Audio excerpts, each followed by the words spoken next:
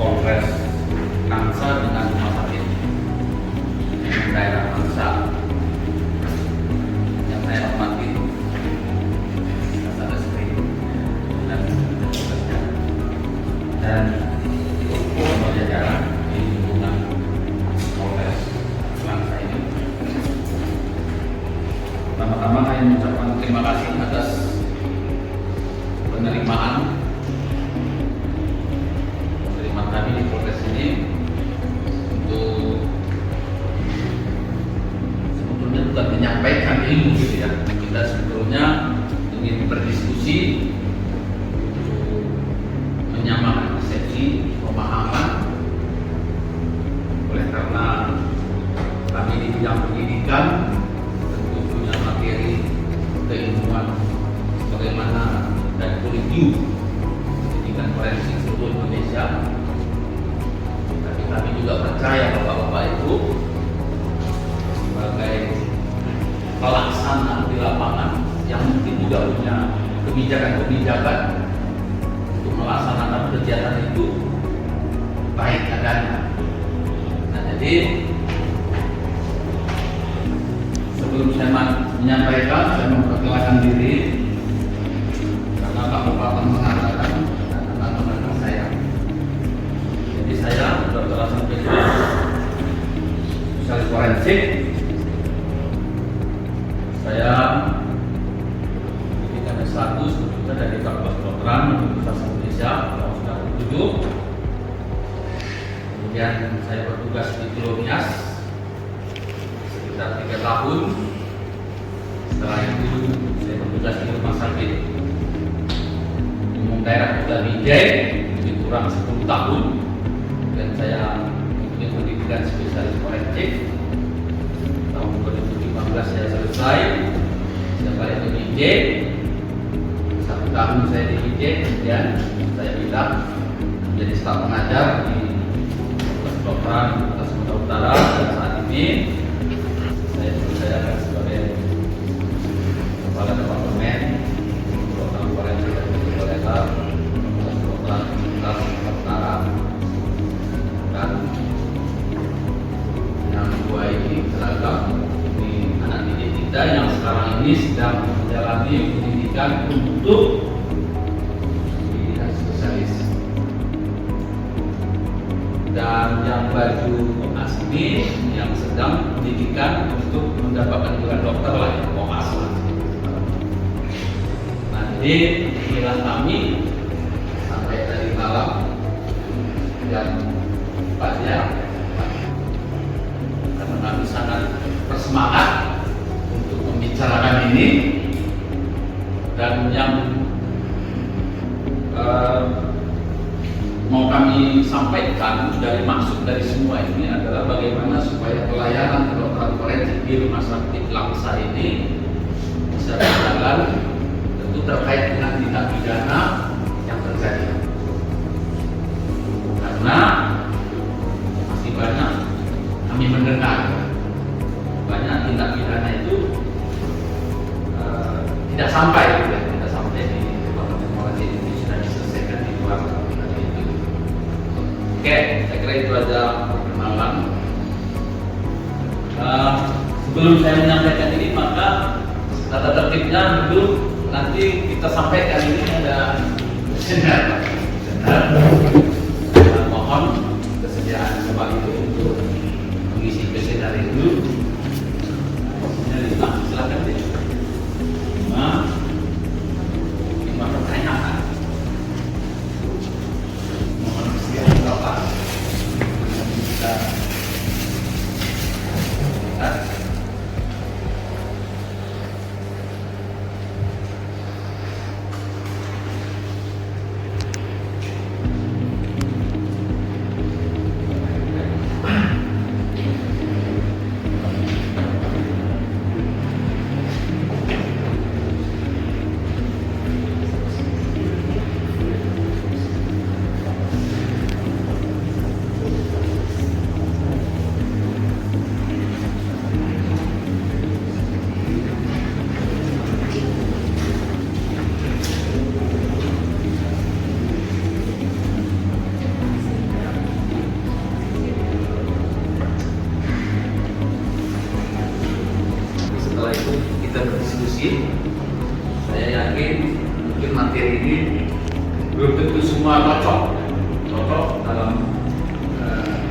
aktivitas keseharian.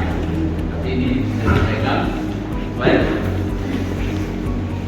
Nah, mungkin ini beberapa tahun yang lalu kita tahu yang menimbulkan korban kedua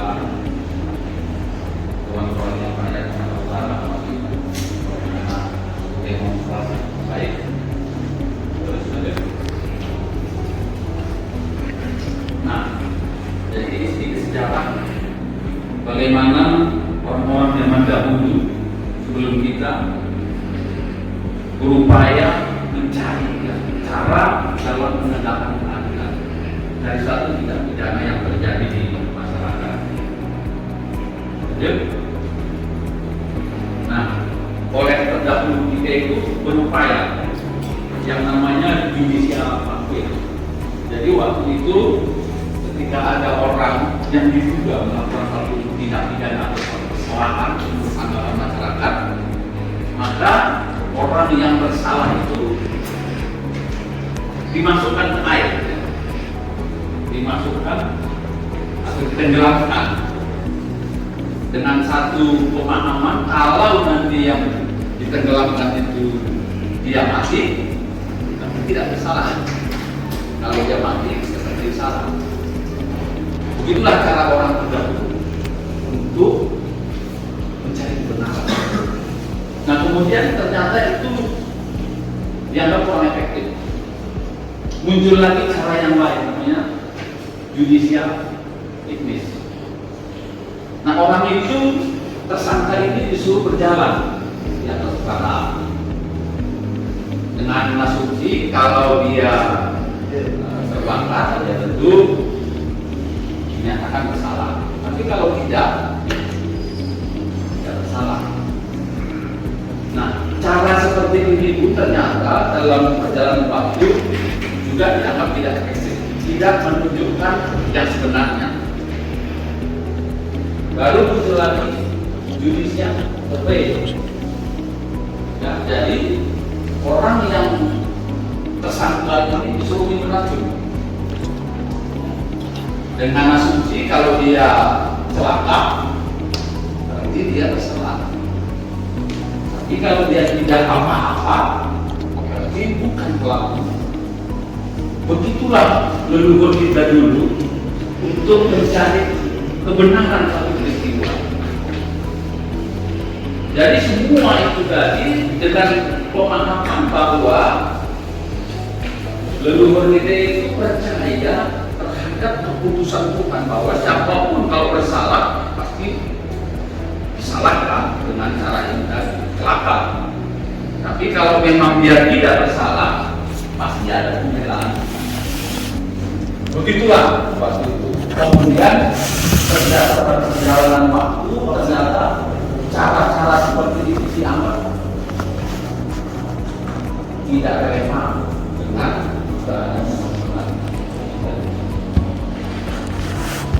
nah, mungkin zaman kita ini kita tahu muncul lagi cara penegakan hukum dengan metode keterangan saksi. Jadi kalau ada orang menyatakan bahwa si anu itu melakukan tindak pidana, maka orang itu dihukum. Atau ada orang mengaku bahwa saya telah melakukan tindak pidana, maka saya dihukum, walaupun mungkin belum tentu.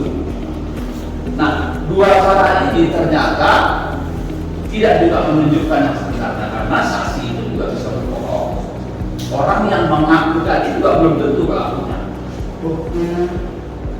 Jadi sistem ini juga akhirnya ditinggalkan. Muncullah sistem dengan menggunakan ilmu pengetahuan dan teknologi. Itu yang sekarang kita pakai dengan pembuktian secara ilmiah menggunakan ahli.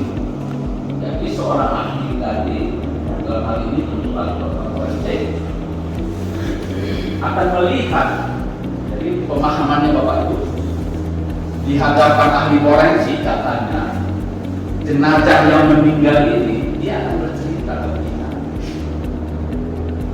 Dia akan bercerita kepada kita apa yang terjadi pada dirinya dan mungkin juga dia akan bercerita siapa pelakunya?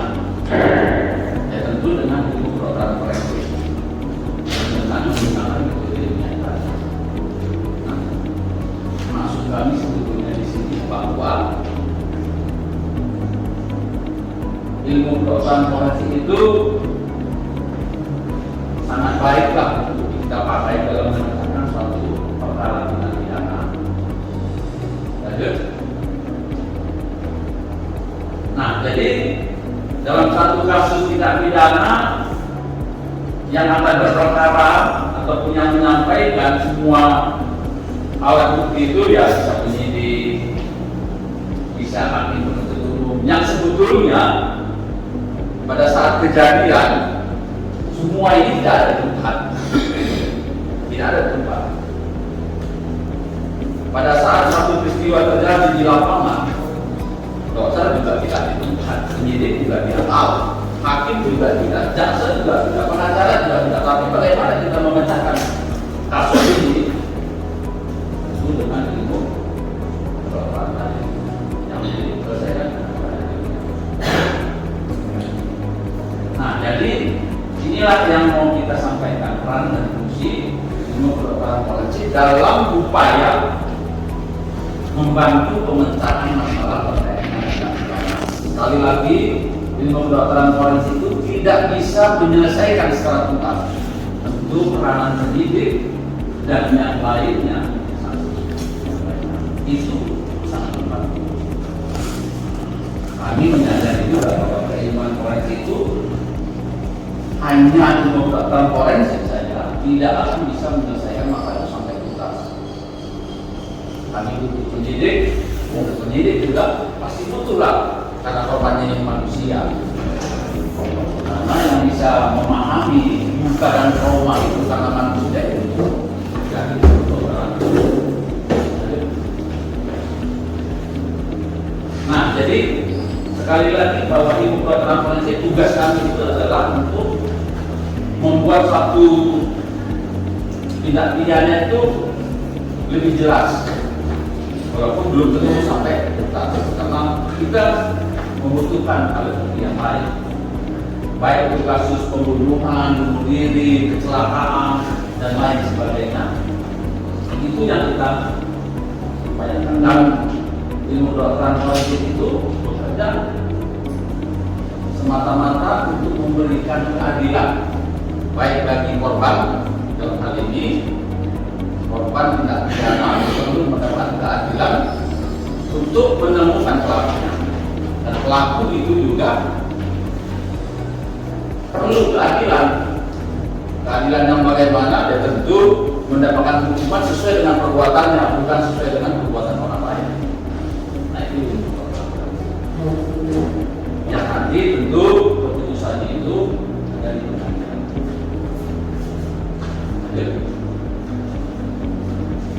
Ya, sekali lagi, setelah ini korbannya manusia, itu dari kedokteran lah yang bisa memberikan bantuan. Lanjut. Nah, ini sedikit sketsa. Jadi ketika ada tadi peristiwa tindak pidana di TKP, maka sesuai dengan sistem pemeriksaan legal kita yang kontinental, maka kami sebetulnya di pertemuan ini sifatnya menunggu,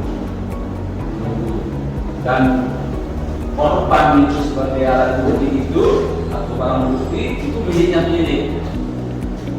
Jadi kami bekerja atas permintaan penyidik. Dalam hal ini adalah surat permintaan visum. Kalau kami singkat SPP, surat permintaan visum. Jadi kalau tidak ada surat permintaan visum dalam kacamata forensik, jenazah itu miliknya penyidik. Kami tidak akan singgung, tidak akan melakukan pemeriksaan apapun, karena itu barang bukti. Nah, artinya kalau ada korban di rumah sakit, lalu kami tanya, ada surat permintaan visumnya? Kalau tidak, kami sebetulnya tidak ada hak untuk melakukan pemeriksaan. Jadi sistem kontinental itu sifatnya seperti sekali menunggu. ketika ada satu laporan tindak pidana, maka biasanya penyidik itu menyampaikan hal ini ke rumah sakit untuk dapat pemeriksaan rektal. Nah, dokter ini nanti akan menyampaikan laporannya bisa secara lisan pada saat pemeriksaan yang nanti akan dibuatkan secara khusus dalam bentuk isu. Nah, kami dari dokter forensik ketika melakukan pemeriksaan ini, ngajak maupun yang itu, kami sangat membutuhkan kehadiran penyidik. Sangat membutuhkan kehadiran penyidik. Untuk apa? Untuk menyampaikan informasi sementara sebelum hal dibuat dalam bentuk surat. Tentu yang lain juga perlu dalam hal ini mungkin keamanan, ya. Karena semua tindak pidana itu belum tentu. Karena ada orang-orang tertentu yang keberatan, ya. Karena itu bekerja untuk menegakkan keadilan, keadilan itu belum tentu semua orang setuju. Ya, lanjut. Nah, kapan sebetulnya permintaan atau surat permintaan itu pengajuannya itu pada saat penyidikan maupun penyidikan tambahan, ya, biasanya kalau kasus itu sudah dilakukan ke pengadilan dan dianggap kurang lengkap dan dibalikan lagi dan kita lakukan pemeriksaan ulang maupun di pengadilan nanti. Lanjut. Nah, kami pernah juga menerima laporan dari daerah-daerah, dari teman-teman yang sudah selesai pendidikan, yang daerah yang mungkin selama ini tidak ada ahli forensik, maka ada juga mereka punya kendala tentang pembuatan isu ini dari penyidik di mana mereka bekerja. Ya. Nah, jadi kami sampaikan tentu sesuai dengan apa yang bisa kita, bahwa di sana juga disampaikan tentang permintaan. Bahwa permintaan visum itu harus tertulis. Walaupun dalam teknisnya seringkali juga ya, dari puskesmas ketika ada jenazah di kampung sebelah, kapolseknya telepon, dok itu ada kasus mau diperiksa, ya kita periksa juga. Nggak bilang mana surat permintaan kita periksa, ketika nanti kita ketemu di TKP, ya kita sampaikan. Kenapa itu penting? Karena kita tidak bisa membuat visum kalau tidak ada surat permintaan visum. Karena di dalam visum itu juga ada data yang ditulis di dalam surat permintaan visum. Kami tidak bertanggung jawab penuh terhadap identitas korban itu. Kami percaya sekali data yang disampaikan dalam surat permintaan visum itu valid. Kecuali kalau ada hal-hal yang tidak lazim, misalnya di dalam surat permintaan visum dibilang umurnya 70, tapi kami lihat kok kayaknya cuma 20 atau 30 tahun. Biasanya kita koordinasi aja, kita telepon, coba dicek apakah ini sudah sesuai atau karena dalam satu waktu kan bisa terjadi dua peristiwa yang berbeda, sehingga ini tidak masalah ini. Atau dia bilang di situ agamanya Islam, tapi kita lihat kok tidak berbeda. Nah, ini kan juga sesuatu tidak lagi yang kita konfirmasi saja. Jadi bapak-bapak ini nanti jangan ambil dianggap protes gitu ya. Yang mungkin ada yang namanya manusia bisa silap, gitu ya, silap. Nah, kemudian surat permohonan visum harus diserahkan kepada dokter. Biasanya kalau di rumah sakit itu langsung ke UGD atau ke kamar jenazah yang biasanya itu atas permintaannya dari itu nggak masalah. Tapi pernah juga kami mendapat itu Pak, surat permintaan visum dikirim melalui Tiki, ya, melalui Tiki. Nah itu mestinya tidak boleh terjadi. Biasanya berbagi kita baikkan saja. Kita berharap tidak seperti itu. Kemudian biasanya di dalam surat permintaan itu juga ada alasan. Itu biasanya dari laporan keluarga korban lah biasanya, atau korban kalau misalnya seperti itu. Kenapa atau apa yang terjadi atau yang menimpa korban ini terkait dengan yang dialami. Nah, kemudian ada identitas korban. Nah, ini yang perlu saya sampaikan, bahwa kami sangat membutuhkan identitas korban ini, khususnya pekerjaannya. Karena di dalam surat permintaan itu selalu sifatnya umum sebetulnya. Umum itu misalnya pekerjaannya PNS, karyawan swasta. Kami perlu data apa yang dikerjakannya. Misalnya kalau di PNS, operator komputer atau tata usaha. Jadi kita tahu detail pekerjaannya. Oleh karena apa? Karena ketika kita mengkualifikasikan luka, kami bidang kedokteran ini selalu dikaitkan dengan kesehatannya dan pekerjaannya. Makanya konsep ilmu kedokteran forensik, luka kecil itu belum tentu ringan, luka besar itu belum tentu berat. Beda kalau berbeda. Biasanya kalau kecil itu ya ringan, kalau besar itu berat. Sebagai contoh, orang itu dianiaya mungkin tergoreslah wajahnya. Nah, kalau dia umpamanya pekerjaannya membaca berita gitu ya, dan tentu ini sangat berdampak lah kalau pekerjaan atau artis gitu ya. Tapi kalau misalnya dia pedagang umpamanya, itu tidak terlalu berdampak dalam pekerjaannya. Nah, itu seperti itu kira-kira. Maka kami selalu mengulang anamnesanya. Kami selalu tanya detail pekerjaan di korban ini. Kemudian ada identitas peminta.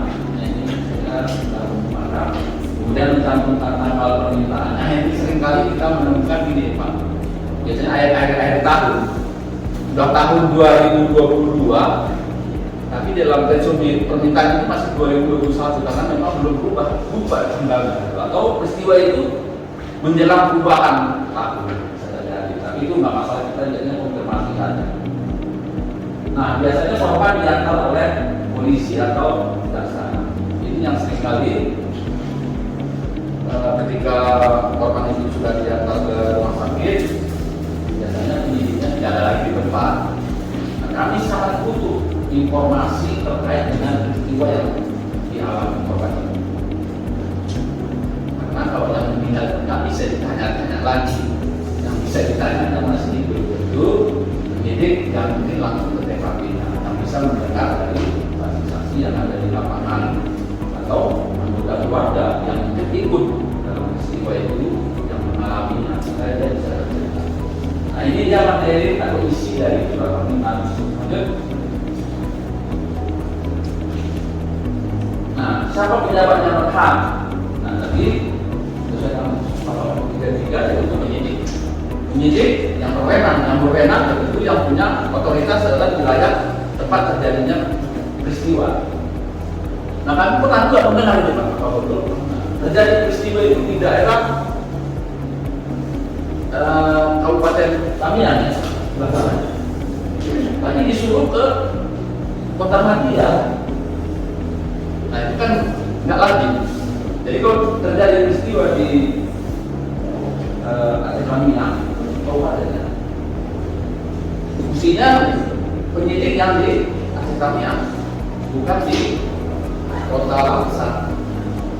Tapi kalau peristiwanya di Kota Langsa, ya penyidiknya Kota Langsa. Kecuali terjadi peristiwa itu persis di perbatasan, itu juga pernah terjadi.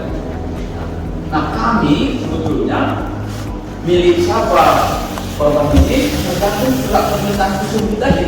Siapa yang mengeluarkan, itulah yang berhak menerima nanti visumnya. Itu yang berhak.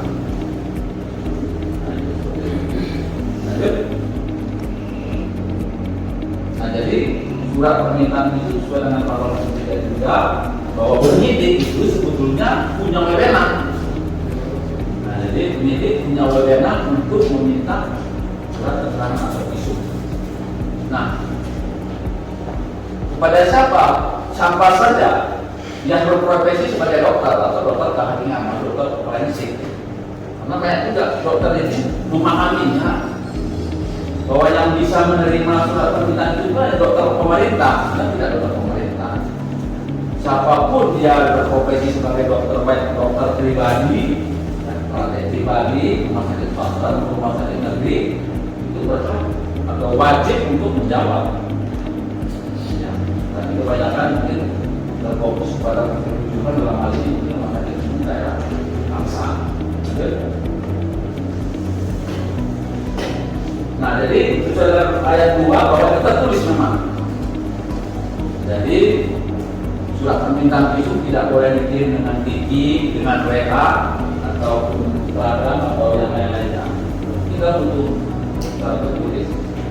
Walaupun nanti di dalam teknisnya mungkin bisa saja. Dan pada ayat 3 ini seringkali kami sebetulnya setiap kali jenazah lah kalau dia hidup mungkin penyidikannya itu. Kalau dia jenazah kami butuh sebetulnya itu kepunyaan siapa. Dari kami melihatnya dari label mayat itu, label mayat. Tapi kebanyakan di perkotaan termasuk Medan itu jenazah jarang ada di itu yang dari kabupaten kecamatan itu mereka buat label itu. Karena pernah juga kita di rumah sakit Adam Malik ada penyidik mengaku dari pusat untuk meminta visum. Nah, kita tidak pernah beri. Karena kita beri kepada yang memang pemiliknya ada di surat permintaan visum atau di labelnya. Seperti itu. Lanjut. Nah, ini tadi saya bilang bahwa apapun dokter yang memprofesi sebagai dokter, ketika dimintai surat keterangan itu wajib jawabnya. Bapak 79 ini tenaga medis Polri, setiap orang yang dimintai pendapatnya sebagai ahli kedokteran atau dokter, zaman dulu dokter kami masih sedikit, maka dokter ini juga diupayakan wajib memberikan keterangan ahli demi keadilan. Jadi dokter itu dimanapun dia bekerja wajib menjawab jika dimintai penyidik memberikan keterangan. Disampaikan, cara kami menyampaikan itu bisa secara lisan, maka kami sangat butuh kalau tidak penyidik jangan teman-teman disampaikan hidup maupun mati. Apa yang kami temukan kami sampaikan secara lisan sebelum nanti kami tidak lanjutkan dengan bentuk surat.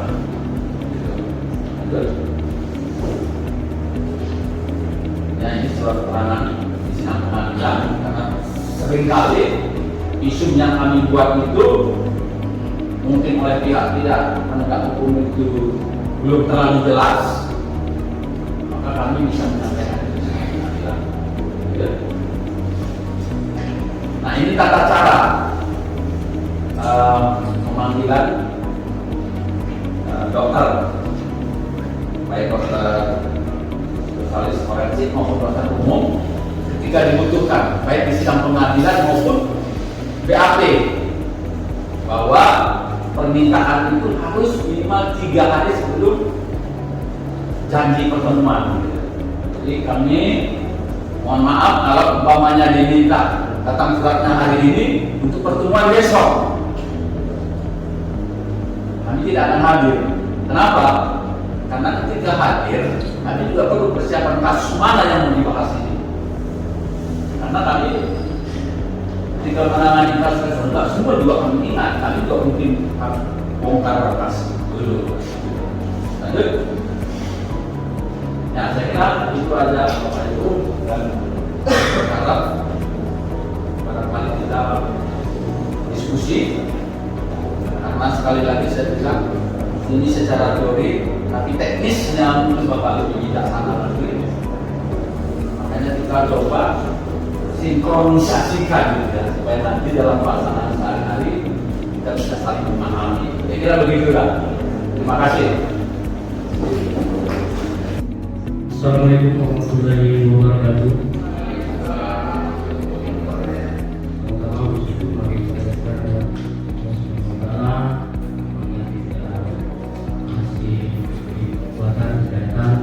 Tugas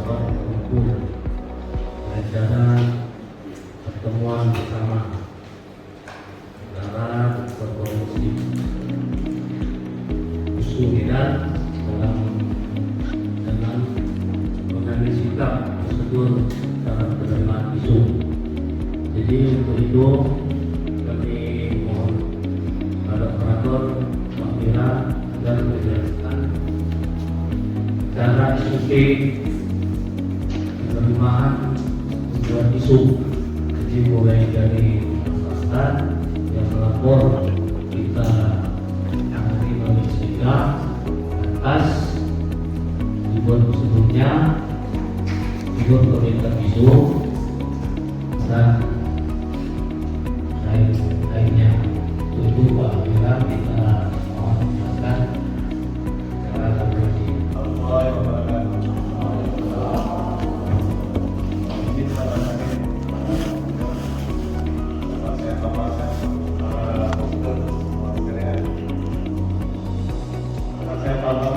Untuk prosedur permintaan itu di Polres Lamongan.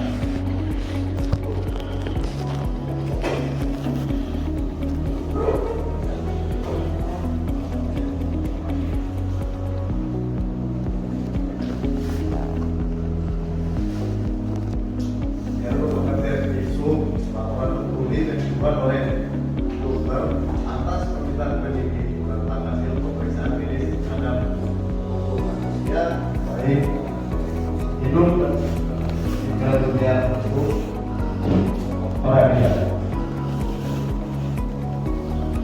Ya, dasar hukum kami untuk Undang-Undang Nomor 2 Tahun 2002 tentang Kepolisian Negara Republik Indonesia, Undang-Undang Nomor 8 Tahun 1981 tentang hukum acara pidana, yaitu kedudukan isu tertentu masuk dalam alat bukti, keterangan ahli atau barang bukti yang sah.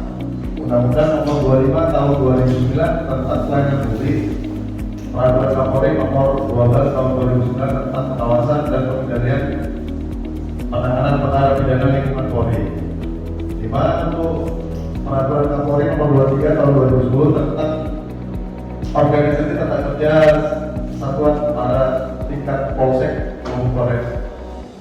KUHP untuk pasal 120, 133, 134, 188, 184, 36, 184. Jadi tahapan permintaan isu yang pertama tadi menuntut LP dari masyarakat, kemudian membuat laporan di SPKD,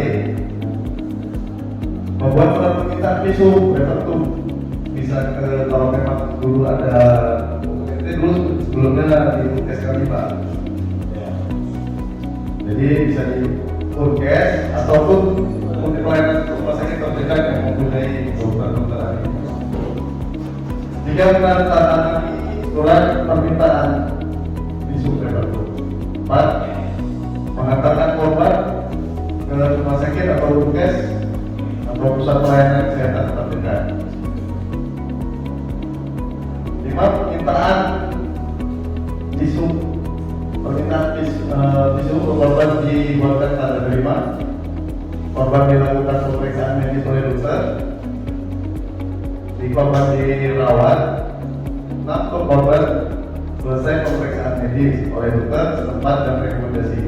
Jika korban tidak dirawat, maka pelapor korban dibawa kembali ke Mapolres Lamongan untuk diperiksa oleh tiket reskrim. Jika korban dirawat, maka korban diserahkan kepada pihak rumah sakit untuk perawatan lebih lanjut. Peranan visum sebagai pengganti pendahului, jadi untuk kami untuk mengungkap perkara, untuk dakwaan, hakim itu keyakinan membuat putusan untuk penasihat hukum fungsi pembelaan. Faktor-faktor tadi Pak, keaslian barang bukti, kecepatan petugas membawa korban, framing pemeriksaan dokter, koordinasi antara dokter dan penyidik. Ini yang sangat penting Pak. Yang berwenang membuat isu tertentu, dokter ahli forensik, dokter ahli lainnya atau dokter umum. Delik pidana yang berkaitan dengan isu Undang-Undang Nomor 23 Tahun 2004 tentang Perlindungan Anak, Undang-Undang Nomor 23 Tahun 2004 tentang KDRT, pasal 351, 352 KUHP tentang penganiayaan, pasal 284, 285, 286, 287 KUHP tentang kejahatan seksual, pasal 351 tentang penganiayaan yang mengakibatkan kematian, pasal 338, 339, 340, 341, 343, 346, dan terus sampai 349 KUHP tentang kejahatan terhadap nyawa seseorang. Jadi pasal 136 KUHP ya, kalau masalah tapi juga ada masalah biaya Pak. Tapi untuk keterbatasan anggaran untuk pendidikan ini memang ada keterbatasan untuk anggaran. Jadi saya juga bingung karena konfirmasi sama dokter Neti. Karena ditanya Pak gimana, aku juga bingung masalah anggaran Pak. Memang kemarin takut biaya negara, cuma untuk anggaran kami tidak unlimited Pak. Jadi kami ada keterbatasan anggaran. Jadi terkadang kami ya untuk orang yang permintaan yang memang mereka ini yang memang masih ada anggaran ya kami halangi Pak. Tapi kalau memang sudah habis akhir tahun ya Pak, karena anggarannya kami memang terbatas Pak. Jadi kami kalau unlimited enak juga Pak. Saya bilang sama dokter itu, aduh bingung juga mau minta kemana, misalnya ada kami ada penganiayaan, pembunuhan dan juga bingung kami. Nanti itulah nanti komunikasi sama dokter tempat, ya sama dokter. Demikian itu Pak yang dapat saya jelaskan. Terima kasih. Wassalamualaikum warahmatullahi wabarakatuh.